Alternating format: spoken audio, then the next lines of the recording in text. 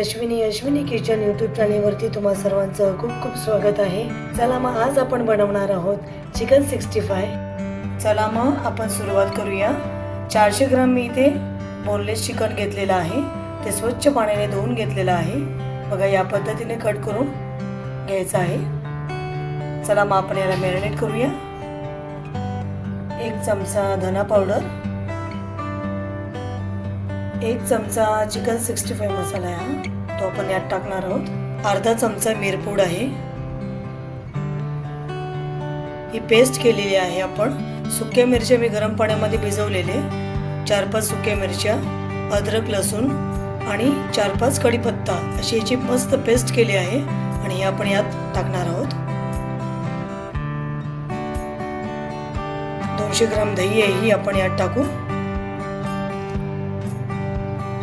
चवीपुरतं मीठ टाकूया। हे सर्व मिश्रण आता आपण एकजीव करून घेऊया।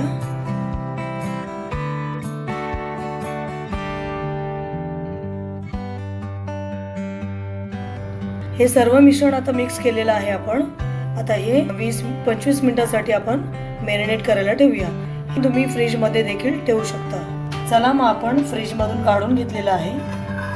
20-25 मिनिटं आपण फ्रीज मध्ये ठेवून दिलं होतं मॅरिनेट करायला। आता याच्यामध्ये आपण 2 चमचे कॉर्नफ्लॉवर टाकणार आहोत, 2 चमचे तांदळाचे पीठ, दोन्ही समप्रमाणात टाकायचं आहे। बघा या पद्धतीने। खाण्याचा रंग तुमच्याकडे असेल तर तुम्ही टाकू शकता, नाहीतर स्किप करू शकता। मी ते 2 चिमटी खाण्याचा रंग घेतलेला आहे, लाल कलर घेतलेला आहे। आपण आता हे सर्व मिक्स करूया।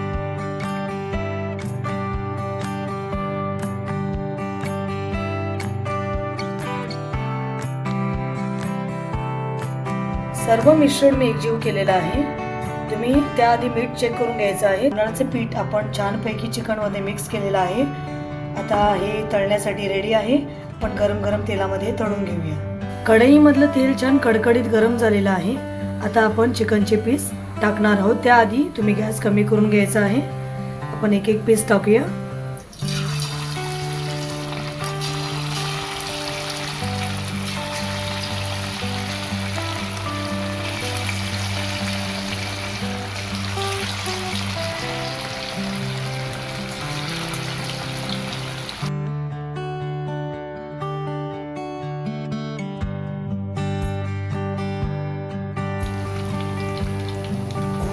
कुरकुरीत अशी चिकन 65 आपली तयार आहेत।